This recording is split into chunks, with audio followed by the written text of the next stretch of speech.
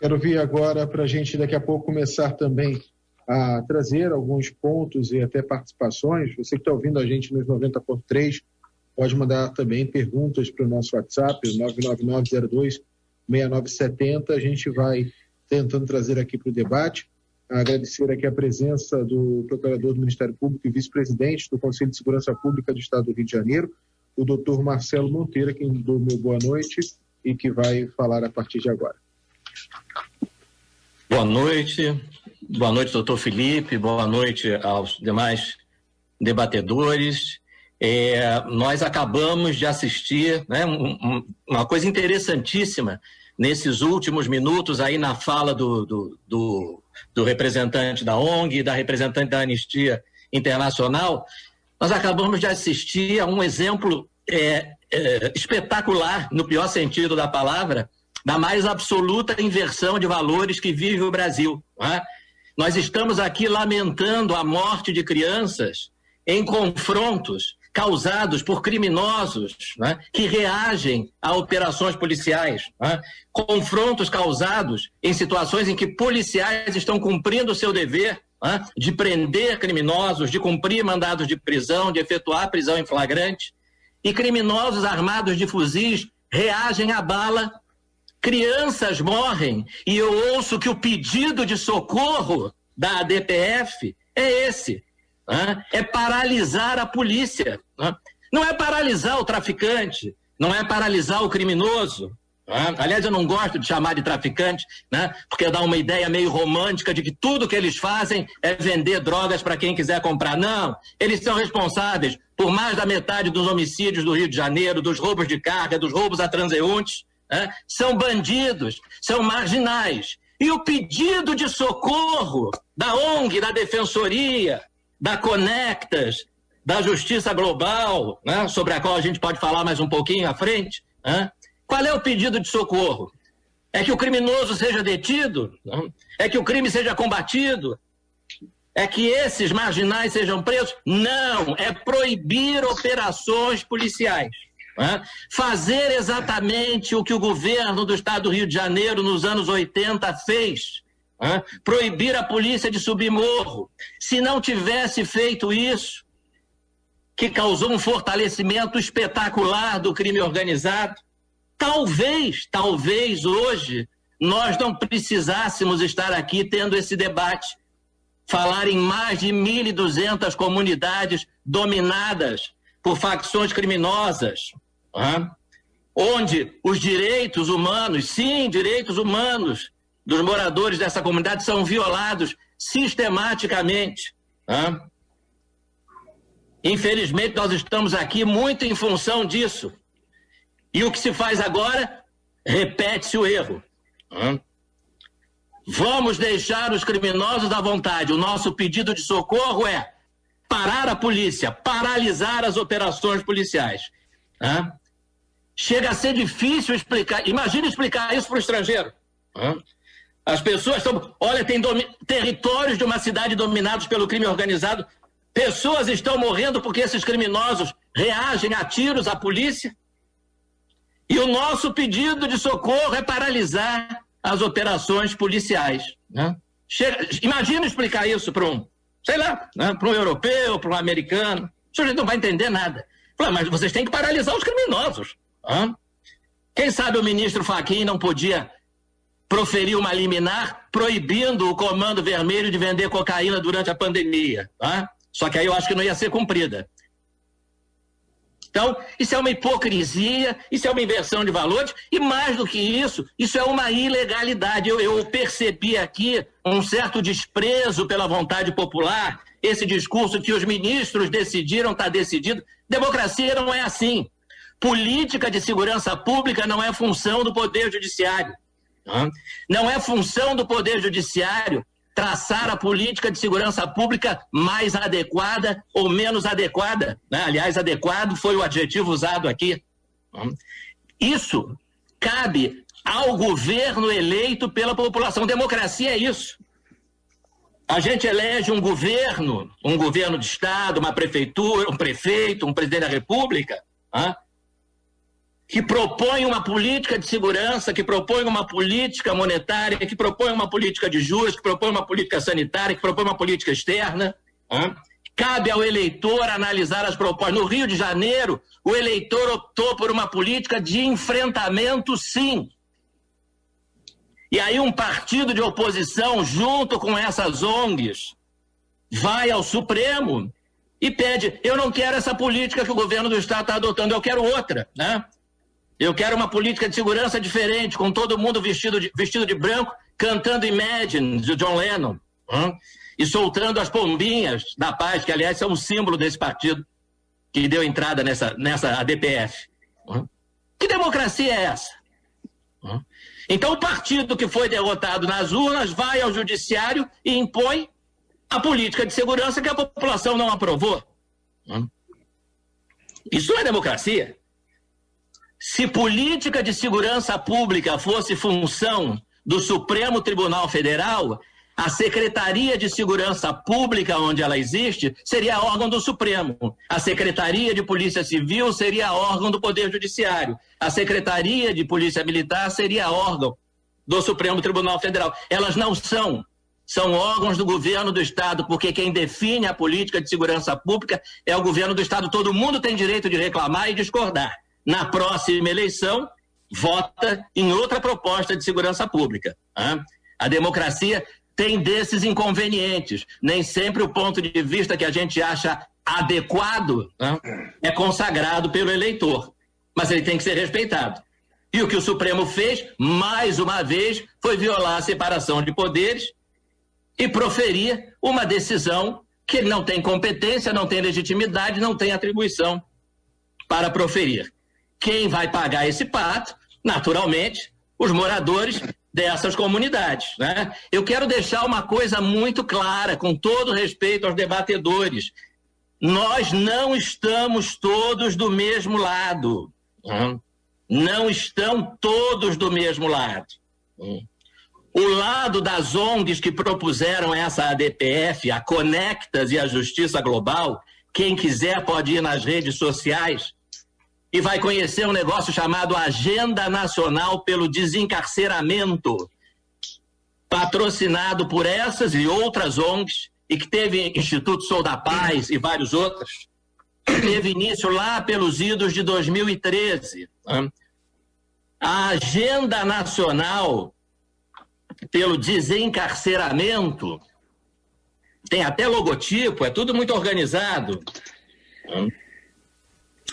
Ela tem na sua pauta, que foi levada a então presidente da República, Dilma Rousseff, em 2014, ela tem como primeiro item da pauta o seguinte: suspensão, eu estou lendo, suspensão de qualquer verba voltada para a construção de novas unidades prisionais ou de internação.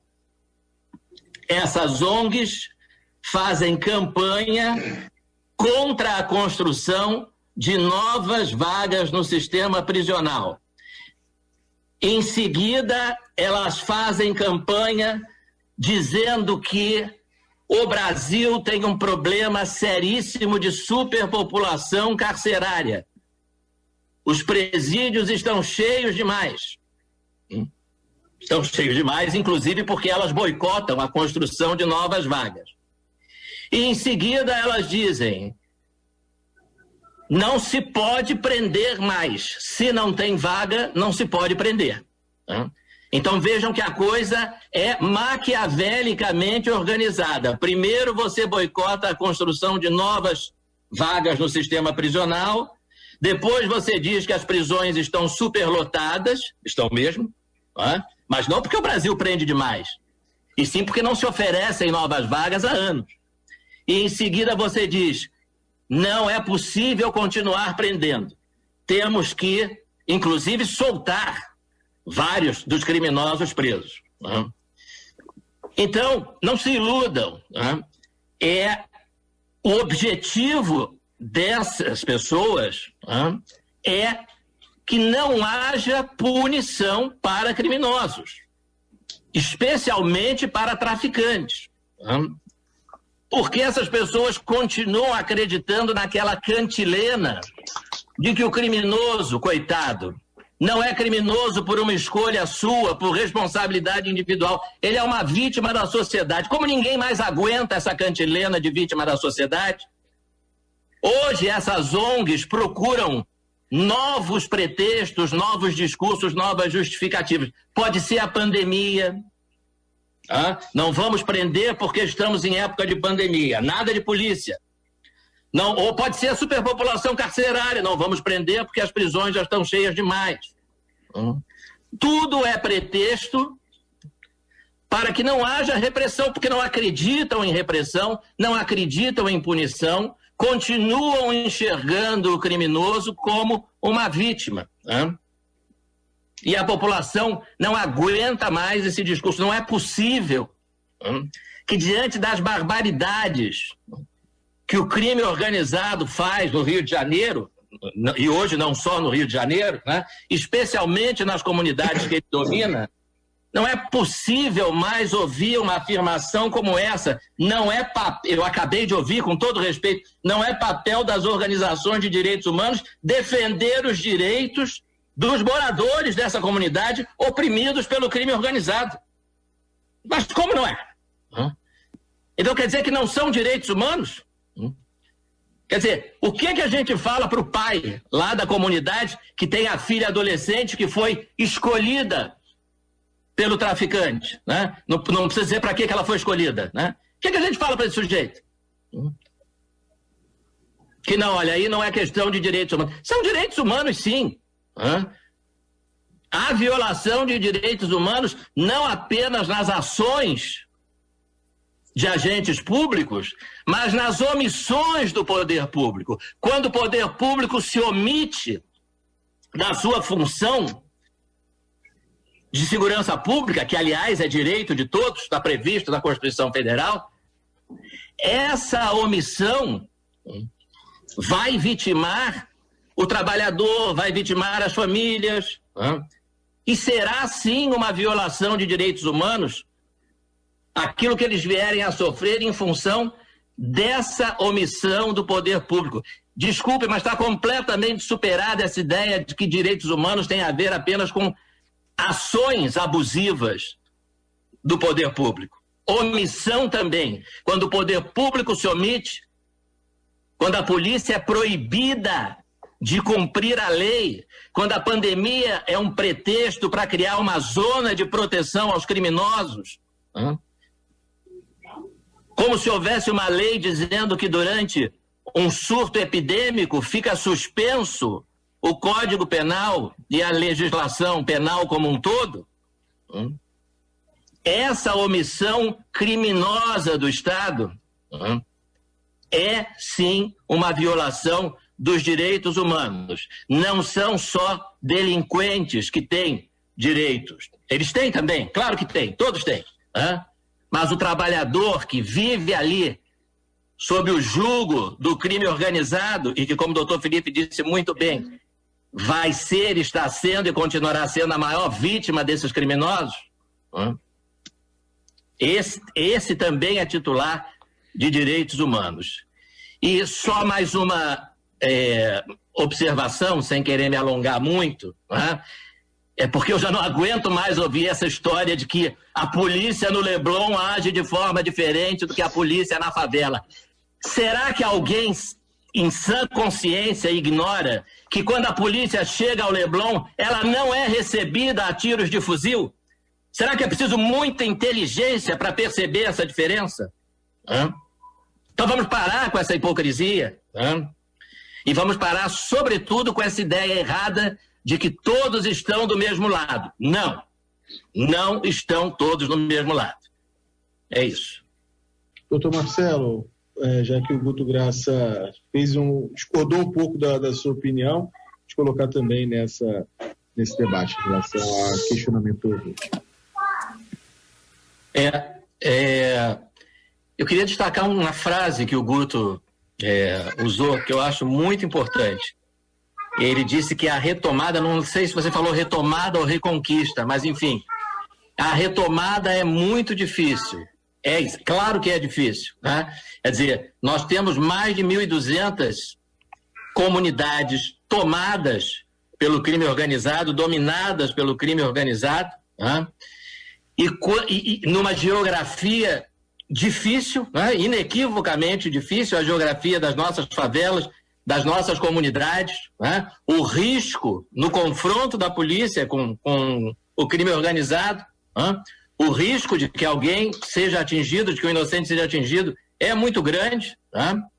Agora, não tenham dúvida, quanto mais tempo nós continuarmos deixando essa situação persistir, mais difícil vai ser a retomada, tá? Quer dizer, nós estamos, desde os anos 80, empurrando isso com a barriga. Nos anos 70... aqui todos devem lembrar, né, no Rio de Janeiro, favela era o lugar onde moravam as pessoas humildes, né? E apenas isso. A partir dos anos 80, com essa política equivocada, né, exatamente a decisão que o Supremo tomou, né, de não deixar que a polícia suba o morro, da polícia realize operações, né, começou a se consolidar o poder desse crime organizado. Quanto mais tempo a gente demora, mais grave se torna esse problema. Mais fortemente os criminosos se armam. Mais forte é a reação deles à incursão policial. A ousadia, o perfil do criminoso do Rio de Janeiro, a ousadia dele, é uma coisa extraordinária. Ele recebe a polícia a bala. Não é em todo lugar do Brasil que a gente vai ver isso, não. E aí, claro, quanto mais se deixar que isso continue acontecendo, né, que é exatamente o que o Supremo decidiu. Deixa como está para ver como é que fica. Não, vamos evitar os confrontos, a polícia não vai poder subir. A polícia não vai poder subir, o traficante vai continuar vendendo cocaína, vai continuar fornecendo arma para o assalto, para o roubo de cargas, para o roubo a transeunte, vai continuar, como disse aqui o doutor Felipe, né, respondendo por 70% ou mais dos homicídios em Niterói e São Gonçalo. Ele vai se fortalecendo. Será que alguém em sã consciência, às vezes a gente precisa ter um pouco de bom senso, né? Alguém em sã consciência acha que quanto menos operação policial, pior para o criminoso? Faz algum sentido esse raciocínio? Quanto menos polícia agindo, menos crime eu vou ter. O ideal é acabar com a polícia, então, né? Aí a criminalidade vai cair a zero. Não vai ter homicídio, não vai ter roubo, não vai ter tráfico. Que tipo de raciocínio é esse? Que país do mundo enfrentou os seus problemas de criminalidade e segurança pública dessa maneira? Nenhum. Pelo contrário, se a gente olhar para os Estados Unidos, por exemplo, a partir do final dos anos 80, início dos anos 90, criminalidade despenca, com o quê? Com a intensificação da ação policial, com o aumento do número de prisões. É claro, é retirando o criminoso de circulação que você diminui o número de crimes. Aquele criminoso não vai voltar a delinquir enquanto estiver segregado da sociedade. E os outros, ficarão com receio de delinquir. Por quê? Porque a resposta do Estado vai ser dura. É isso. O crime é uma escolha que leva em conta custo e benefício. Se o custo é muito baixo e o benefício é muito grande, então não há dúvida, Essa é a história do Brasil nas últimas décadas, A criminalidade explodindo, uma polícia enfraquecida, e vejam como demorou pouco tempo no Rio de Janeiro, a partir de 2018, com uma política mais dura de segurança pública, de enfrentamento, os resultados apareceram. 1.000 vidas foram salvas do ano passado, como disse o doutor Felipe, 1.000 homicídios a menos. E agora nós vamos fazer o quê com a polícia paralisada? Comemorar menos mortes de criminosos? Olha, eu não comemoro morte de ninguém. Agora, eu não acho que o criminoso mais vivo, mais livre e melhor armado contribua para a segurança da população. Não comemoro isso também, não. Não comemoro isso também, não. Porque isso tem um custo, e isso tem um custo em vidas de inocentes. Se é para morrer alguém no confronto entre o crime organizado, que atira de fuzil na polícia, e do outro lado a polícia, não tenho dúvida. A minha opção e a opção da lei brasileira, quando consagra a legítima defesa, é que morra o criminoso, para que o policial viva e continue exercendo a sua função. Vamos para as considerações finais. Só pede agora um pouco mais de agilidade, que temos 8 minutos, que a gente tem que voltar a unir a Rede Band News FM e a gente tem que voltar às 11h40. Deixa eu começar com o doutor Marcelo Monteiro para fazer suas considerações finais, doutor. Bom, eu queria então dizer que eu concordo plenamente com a ideia de que a população das favelas, das comunidades, merece a mesma proteção da população do Leblon, de Ipanema, de Copacabana, E é exatamente isso que eles não estão tendo, Com essa decisão do Supremo Tribunal Federal, que, como perguntou o nosso ouvinte, com toda razão, na prática, suspende, sim, a legislação penal nas comunidades. Os traficantes estão lá portando fuzil e vendendo cocaína e oprimindo a população à vontade. Então, tudo que não está se dando a essas populações é a igualdade na proteção, igualdade que elas merecem, que todos merecem, com relação aos moradores de Leblon, Ipanema, Barra, etc. Elas definitivamente não estão tendo a mesma proteção. Aliás, graças a essa infeliz e inconstitucional decisão do Supremo, elas não estão tendo proteção alguma. É isso que eu queria dizer.